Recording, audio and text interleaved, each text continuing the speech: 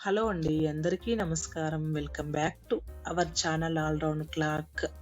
ఇవాల్టి వీడియోలో soya curry, meal maker curry ఇది అందరికీ నచ్చేలా ఉంటుంది. ఎందుకంటే నిజమైన మాంసం తినకుండా రుచికరమైన వంటకం తినాలంటే సోయా కర్రీ తినాల్సిందే.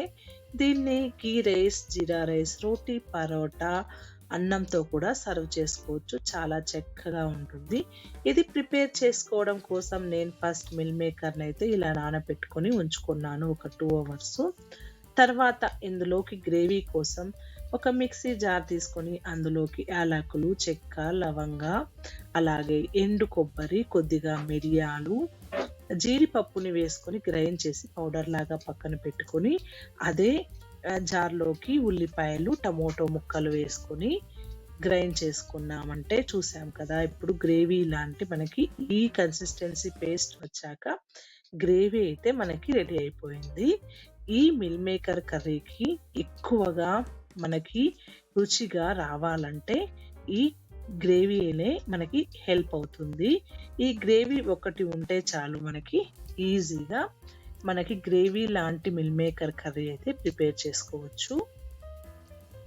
నెక్స్ట్ ఒక కడాయి తీసుకొని అందులోకి కొద్దిగా ఆయిల్ వేసుకొని కొద్దిగా మసాలాలు వేసుకొని బే లీఫ్ కూడా యాడ్ చేసుకుంటున్నాను.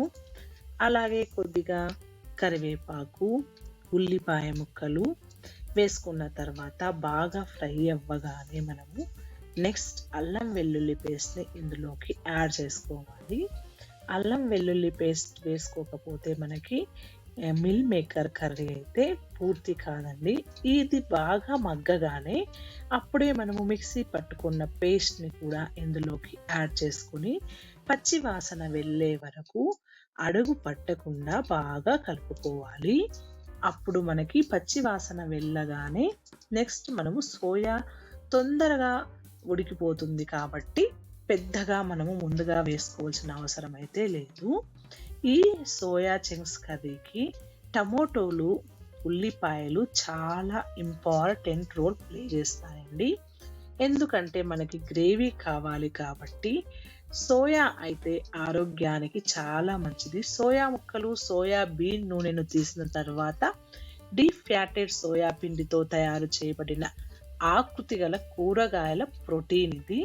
న్యూటీ nuggets, Meal Maker, soya nuggets, soya వాడి అని కూడా పిలుస్తారు. ఇవి భారతదేశంలో బాగా ప్రాచుర్యం పొందిన ఒక రకమైన మాక్ మీట్. అవి ఆరోగ్యమైనవి, ప్రోటీన్లు సమృద్ధిగా ఉంటాయి మరియు మాంసాహారం తినకుండా ఉండాలనుకునే వారికి మంచి ప్రత్యామ్నాయంగా పరిగణించబడతాయి. కూరలు, పలావ్లు, ఫ్రైడ్ రైస్లు, బిర్యానీలు, ఆకలి పుట్టించే వంటకాలు మరియు అలాగే ఫ్రైలు, స్ట్రీట్ ఫ్రైలు వంటలలో సోయా చంక్స్‌ను ఉపయోగిస్తారు. అయితే ఇవి ప్రాసెస్ చేయబడినందున వాటికి మితంగా తినడం మంచిది. అలాగే ఆర్గానిక్ సోయా చంక్‌లు లేదా కనీసం జీఎంఓ నాన్‌ని ఉపయోగించడం వల్ల బాగా సిఫార్సు చేయబడింది. చూస్తున్నారు కదా, ఈ విధంగా వండుకున్నాను. ఇప్పుడు ఇందులోకి కారం పొడి, ఉప్పు, జీరా పౌడర్ కూడా యాడ్ చేశాను. మీ రుచికి తగ్గట్టుగా ఉప్పు, కారాన్ని అడ్జస్ట్ చేసుకోవచ్చు మీరు. అలాగే ధనియాల పొడి కూడా వేసుకుంటే ఇంకా చక్కగా ఉంటుంది. వీటన్నింటినీ వేసుకున్న తర్వాత సోయా చంక్స్ని కూడా యాడ్ చేసుకొని బాగా కలుపుకున్నామంటే రెడీ అయిపోయింది కదా కర్రీ. నేనైతే ఈ కర్రీని ఘీ రైస్లోకి అయితే ప్రిపేర్ చేసుకున్నాను. చపాతీల్లోకి, అన్నంలోకి, అలాగే జీరా రైస్లోకి, పరాటాలకి అన్నింటిలోకి చక్కగా ఉంటుందండి ఈ కర్రీ. ఈ కర్రీ మీకు నచ్చింటుంది అనుకుంటున్నాను. నేను ఏ విధంగా చేశానో ఈ కర్రీని మీకు చూపించాను. ఈ వీడియో మీకు నచ్చినట్లయితే సపోర్ట్ చేసుకోండి. అలాగే సబ్స్క్రైబ్ చేసుకొని వీడియో ఇష్టమైతే షేర్ చేయండి. నెక్స్ట్ వీడియోలో కలుద్దాం. అంతవరకు టేక్ కేర్. బాయ్.